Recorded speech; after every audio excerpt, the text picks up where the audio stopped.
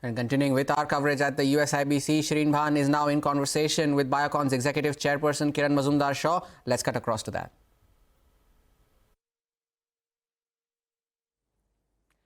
Well, we continue our conversations here at the US-India Ideas Summit. It is my pleasure to welcome on the program Kiran Mazumdar. Kiran, always a pleasure. Many thanks for joining us here. You know, you've of course been part of the USIBC and trying to do what the private sector can do to further and converge the aspirations of both the US and Indian relationship. How would you quantify where things currently stand? What do you believe has materially changed? Well, you know, if you look at India's positioning in the context of what's happening globally in terms of geopolitics and macroeconomics, I think we are very well positioned to basically play a very key strategic role with many parts of the world, and especially the US. In fact, most recently, they've also, you know, the Congress has passed the Biosecure Act. Yes. And that, again, provides a huge opportunity for the Indian pharma and biotech sectors to really take advantage of what's happening or what's going to happen as a result of the Biosecure Act.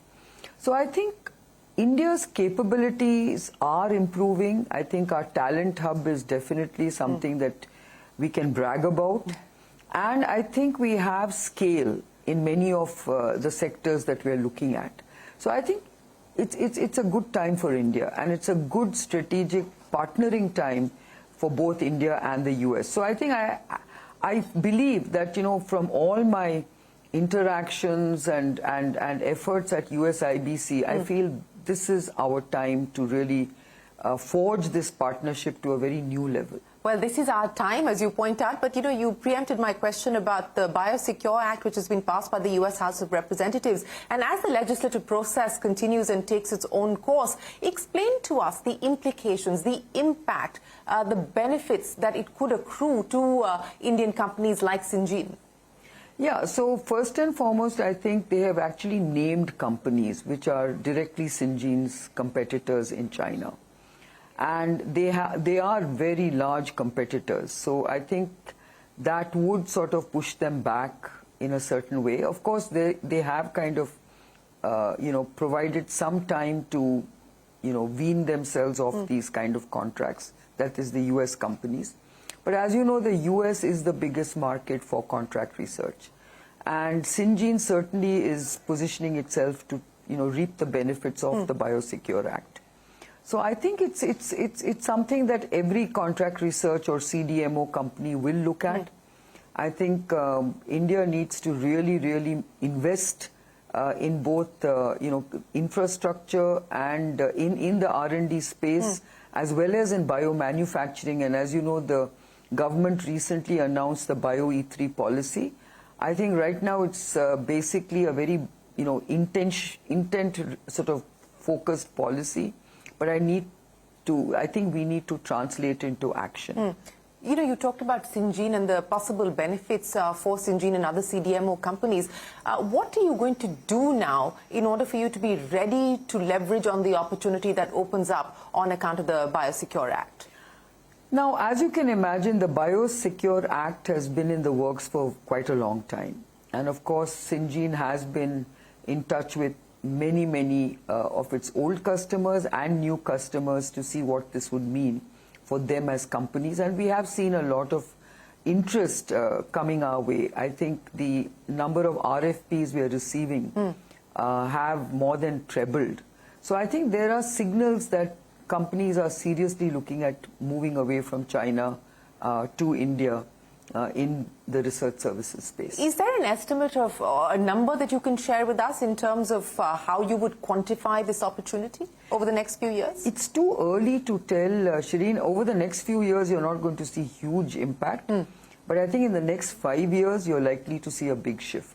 Okay. And it could be, of course, multi-billion-dollar opportunities for Indian companies. That could open up multi-billion-dollar opportunities. Let's talk about the US market, which, of course, you spoke of in your introduction. In terms of your biosimilar portfolio, Kiran, if you can give us an update on where things currently stand. So, as you know, one of the real sensitive areas is insulin. And I think we're in a, you know, sort of prime position to address that particular need that the US is currently perceiving, because there is a sort of signs of there being a challenge for the US because of the GLP-1 focus.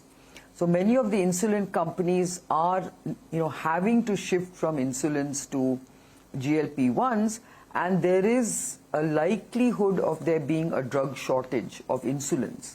And, we are already seeing a big pickup for our insulin glargine in the US. We are touching the 20% mark in the US already.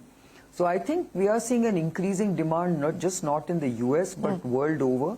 I think this is a very interesting opportunity for us, because we are also the only company that has a portfolio of insulin analogs which are very close to approval. So I think it is really a very interesting time for us. So of course we have a portfolio of biosimilars which straddles both insulins and antibodies. Even in the antibody space, we are seeing a very good, performance in the marketplace, where products like trastuzumab are also touching the 20% mark. Pegfilgrastim is also touching the 20% mark. And we've got other products which we believe will also be very, very important for us going forward. So I think the US is a very important market for us.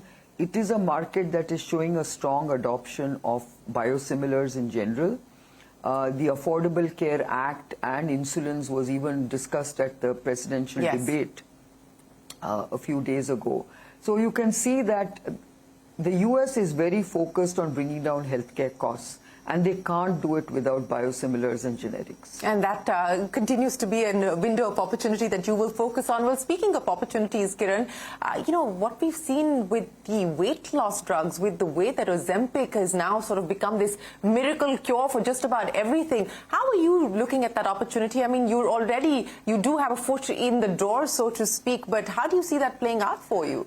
Well, it is a very big segment. And, what puts us ahead of others is that the technology is very similar to insulin technology, and we've mastered the insulin technology very well. And I think, of course, we would be the only company with this very unique combination of insulins and GLP-1s. We've already, got liraglutide off to a start. And, of course, like every company, we are developing the others as well. And semaglutide, I'm sure you're aware, is going to open up in 2026 in certain emerging markets, and it's going to be a huge market.